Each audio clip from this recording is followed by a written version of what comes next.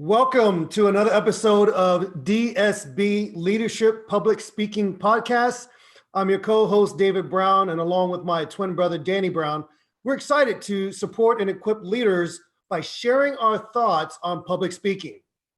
Dan, as we get started today, let me ask you a simple question. What are you grateful for? I'm glad you asked, David. What about you? What are you grateful for?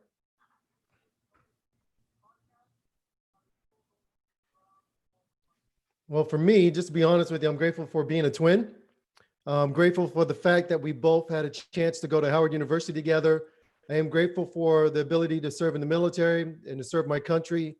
And I'm grateful that after all these years together today, you and I are able to put together this great interview session with each other, great YouTube series, great podcast series, in order to give back to our community. I appreciate you sharing that, Dan. I'm also excited and I'm incredibly grateful for you. I'm incredibly grateful for the people that have supported us, that continue to support us along our journey. And I believe we're so blessed. We have an incredible families. We have great wives. We have incredible children. We are truly, truly blessed. So I am grateful. I'm grateful for the partnerships we have, the clients we're able to serve, and the fact that you and I can do this podcast together, that fires me up. So, we speak about topics surrounding public speaking. Yep. And we're going to do that in this episode, but I want to talk about why and how powerful it is for leaders to express gratitude and how it can help us to become more effective as leaders when we are able to express our gratitude and the value that comes from it, the impact and the result that happen in our organizations when we learn to express gratitude and practice this on a daily basis. There's been so much research done on the impact of gratitude. And one of those studies, or should I say a compilation of research, Dr. Robert A. Emmons at the University of California studied the impact of gratitude on our physical health, our psychological well-being, and also our relationship with others. After a decade of research, Dr. Emmons concluded that gratitude produces the following benefits. On the physical side, a stronger immune system, which we all need today in this world of COVID, a reduction in inflammation, less aches, less pain, lower blood pressure. People exercise more. They take better care of their health. They sleep longer and they feel more refreshed upon waking. Now, on the psychological side, higher levels of positive emotions, lower stress, more alert, stay alive and awake. They also have more joy, more optimism, more happiness and pleasure. And finally, on the social side, more helpful, generous, and compassionate. They're more forgiving. They feel less lonely and isolated and are far more outgoing. His research found that gratitude enhances goal motivation. Leaders who are more grateful become more determined to hit and eclipse their goals. It's something when you share all that, Dan, especially from the research, it really reflects the importance of what I call self-care. That as a leader, you must make sure that you're doing well in order to be able to give and lead the people that are under your care. And if we're not taking care of ourselves mentally and physically, the demands of leadership is going to be that much more of a challenge, don't you think? That begs the question, why don't more leaders express gratitude? Perhaps the reason is because it seems so uncomfortable and so unnatural. Of course it's uncomfortable and unnatural when you've never done it or barely done it in your life. It's uncomfortable. It feels unnatural. When I haven't worked out in like forever and my kids want me to go work or play some sports with them. The main and most absurd reason why leaders don't express gratitude is that they don't think they have to actually say thank you. Wow. Talking about being spoiled. Yeah. I can't believe how two simple words can be so difficult for leaders to say. Dan, it actually goes back to your point earlier. And it's so hard. It can be so uncomfortable for some people just to say two simple words, thank you. And the truth is, it can be just as difficult if you're not used to having this culture to even receive that. So when I look at this point that you made earlier about even the exercise and being in shape, you have to do the same thing when it comes to saying thank you and expressing that in a natural way, in an authentic way to the people that you're serving, right? Yeah, I have to admit that we might be out of shape. And you can't get in shape without first putting down your ego and excuses. I mean, we all tend to forget about the pain, and we're happier when we see the results. Right. So, let's start exercising our voices. Let's start saying thank you. Yep. Today, one simple thank you can lead to being in a great shape in the future. I've also heard the notion that it might cost too much and that it was a budgetary line item. We cannot, as an organization, afford cards or gifts or give to our employees. Sometimes we don't have a budget in order to give them prizes or whatever it may be in order to hit a quarter or hit great goals. And you know what I say? Say thank you. It costs zero. Yep. It is not a budgetary issue. It is a commitment issue. Yep. There's a greater ROI when you give a compliment to one of your employees. No one said to you to go buy gift cards. No one has to say that to you. All you have to do is go back, open up your mouth and say thank you to an employee. That means so much more to them. It actually motivates them to want to do more because they're being recognized by their leader. I completely agree, Dan. I think when people use that as an excuse or they bring this up as to why they can't express gratitude in their workplaces, it makes me think, well, don't they see the ROI here? Don't they see the benefit when you have employees that are more productive, when you have employees that are happier at the workplace, then the profitability of the company goes up. People are going to affect your bottom line. And if you can't express gratitude, then to me, you're only limiting the ability for your company to do even more because your people are the most important part of your company. Isn't that right? Yeah, I mean, it sounds silly, but it's true. I mean, if you listen to Simon Sinek or any of the great leaders out there that's speaking, they'll tell you that it's very important for leaders to show gratitude. Now, this is either a defense mechanism or a lack of understanding and a failure to see the big picture. What if I said that it takes less than 2% of your time at work? I remember how you used to shop and buy milk, buy bulk of cards and gifts at stores, accessories. I mean, you even shared with me, Dave, that a couple of weeks ago, a leader told you that she still had one of those cards that you gave her 20 years ago. She and her husband talked about the culture of the organization under your leadership. People need to know that you care about them, not just about the bottom line. I appreciate sharing that, Dan. And that really brought me such joy to be able to hear her share those thoughts. And at the time, even though I was much younger, I personally felt like I could see the end goal. And the end goal was so much bigger than the idea of me accomplishing my goals. The end goal included our group growing, our group being a model for other organizations to look at. And so to me, I thought, why not invest a little bit of money and a little bit of time and saying thank you in a very genuine way? Why am I thankful for them? What is it about what they did, or what is it about who they are as a person that made me feel like I could easily say thank you? And so that's why I wanted to do that. So I appreciate you sharing that. I felt like that was important. And so to me, what you said earlier, it's true. Leaders don't have a reason, and they shouldn't use money as a reason why they can't say thank you to their employees. Let me ask you this. What are some other things that come up, or what are some other ways that you would share with our listeners today as to why leaders put up these barriers, or what barriers might be there as to why they don't share more? Like you said, it's really a cultural upbringing. A lot of the leaders never really knew how to say thank you.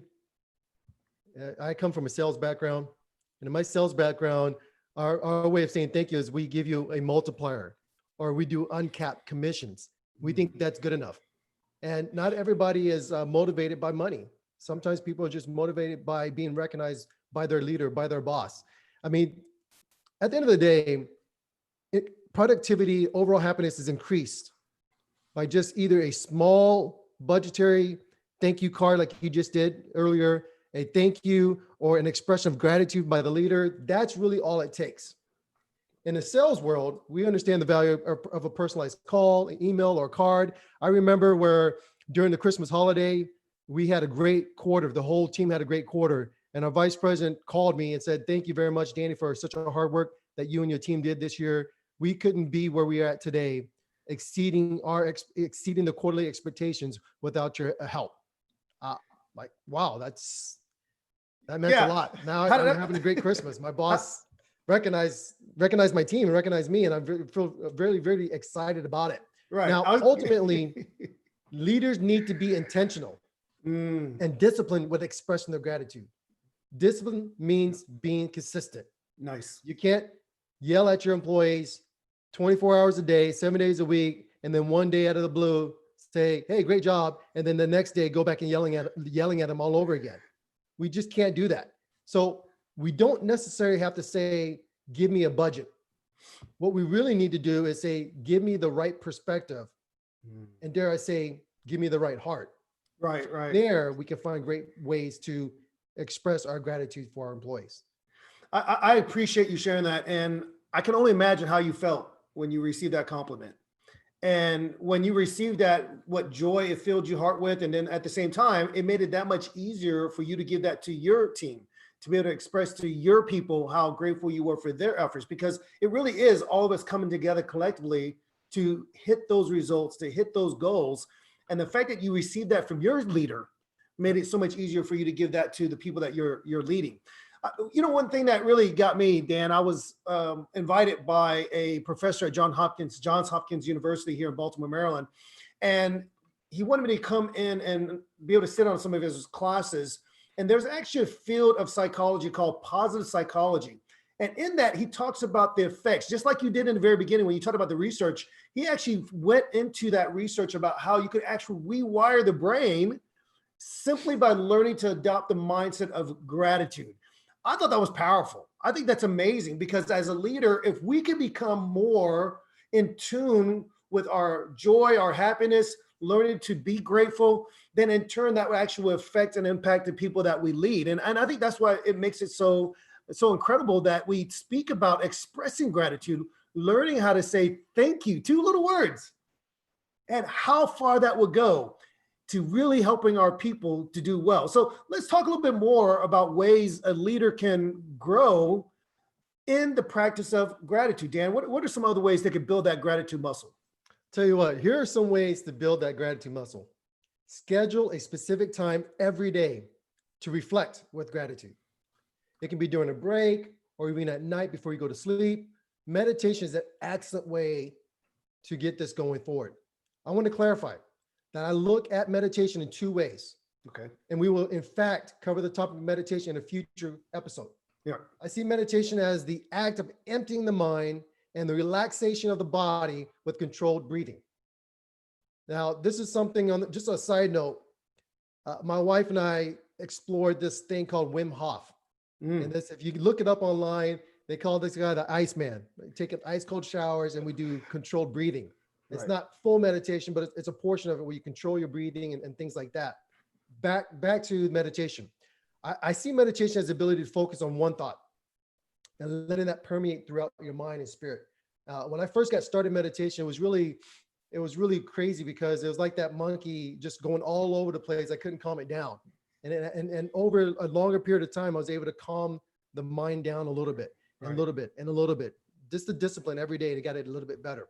So when we think about that empowering, I would suggest every leader get a gratitude journal. And what a gratitude journal is, it's just a notebook, a journal that you use specifically for writing down gratitude. It's about writing down your victories. It's about writing down the differences with each day, your wins, your perceived wins, your actual wins. And then eventually you'll have a full list of gratitudes where you can read through every single day and just be thankful, reading through all the things that you've done in the journal, even on days you're not grateful, days that you're just not happy. Just read through the journal. It will remind you of how blessed you are as a leader. It will even help you to change how you handle and how you treat your employees. Looking back at the journal could bring you a pause rather than reacting out of frustration. Right. Because we've seen times when a manager or a leader just will lose it. They'll just flip out, and maybe they got so angry and they will go off on an employee, not realizing that going off on that employee can set them back. Yep.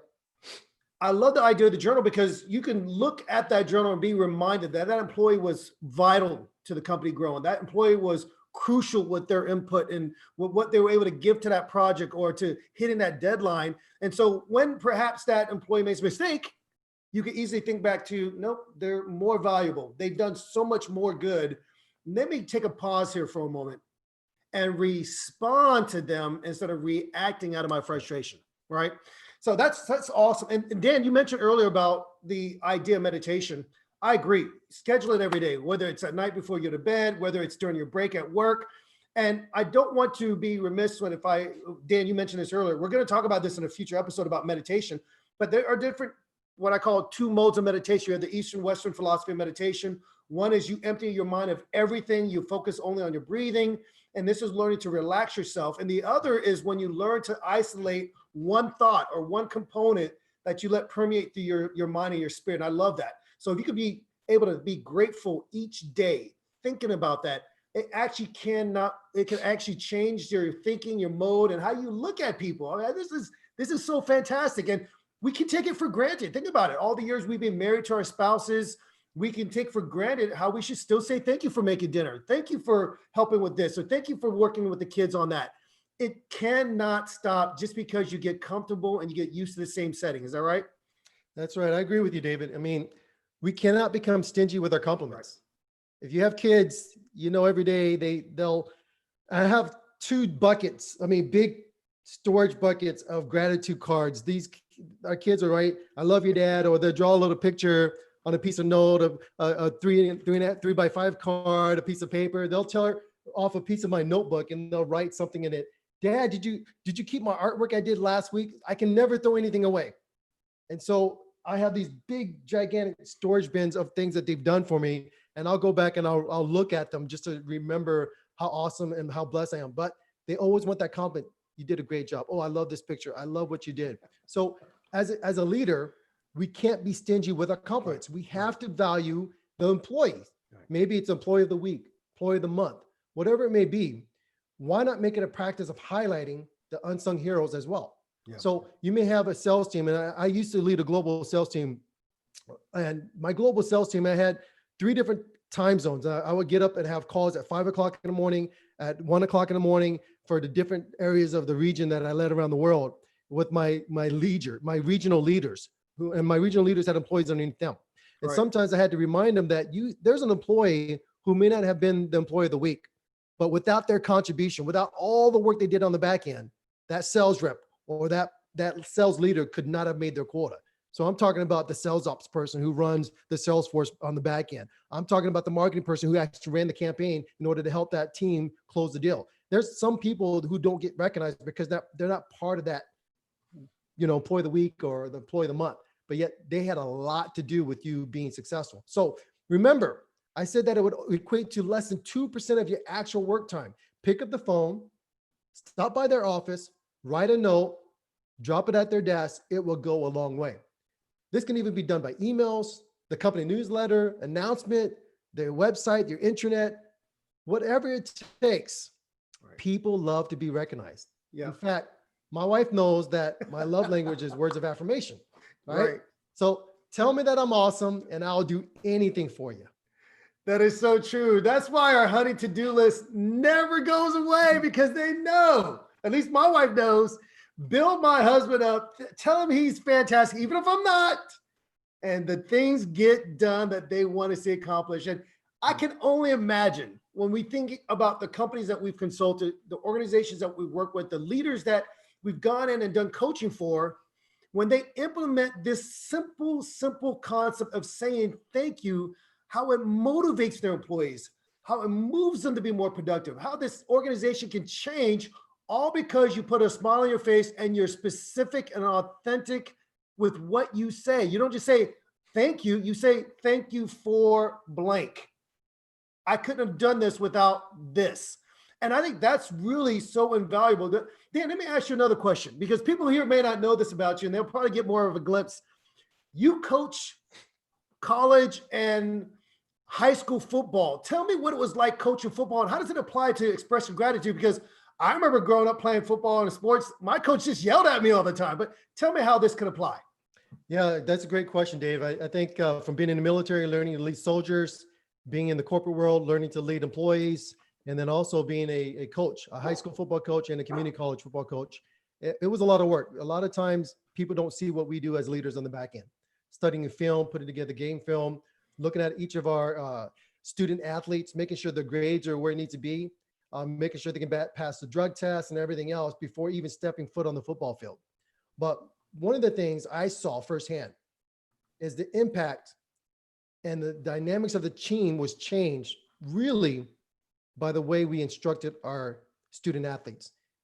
I know a lot of times you watch TV, you see a lot of these coaches in NCAA and FCS programs yell at their student athletes for doing the wrong thing or missing the wrong block or doing the wrong assignment, and they yell at them. Trust me, there's a lot more positive motivation that's done that we don't see on TV. On the back end, we're always encouraging our student athletes.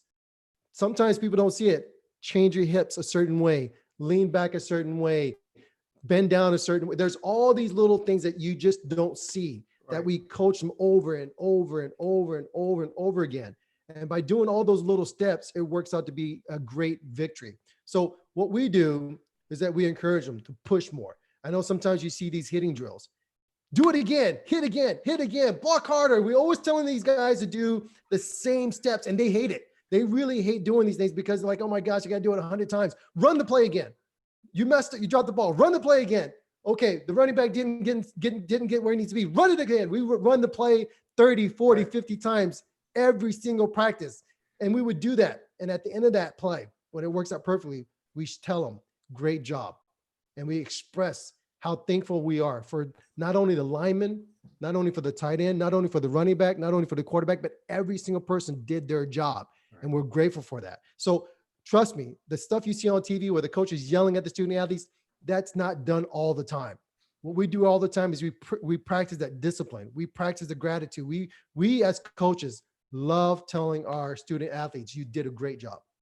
Love it. I love it. And so this whole episode, we've talked about getting rid of the reasons or the excuses as to why you as a leader can't express gratitude. Use the power of your voice. Communicate what you're seeing, what you're feeling, and let them know. Don't assume they understand that you're grateful for them or that you appreciate their work. Let them know. They want to hear it.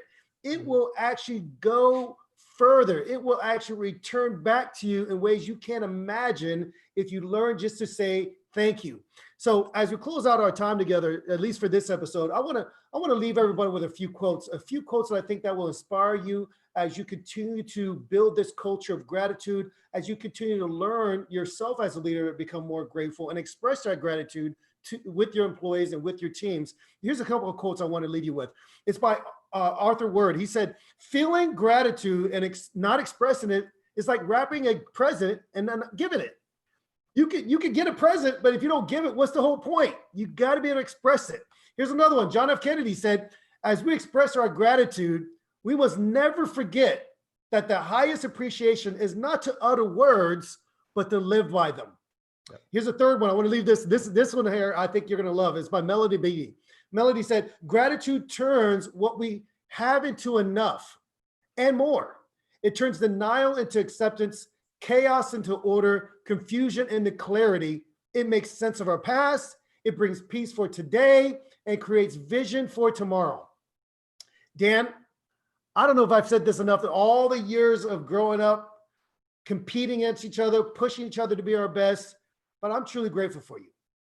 I'm grateful for you too, bro. I love you. I'm glad that we've had a long journey together. Even after high school, we decided to go to college together. Yep. Very grateful for you as well.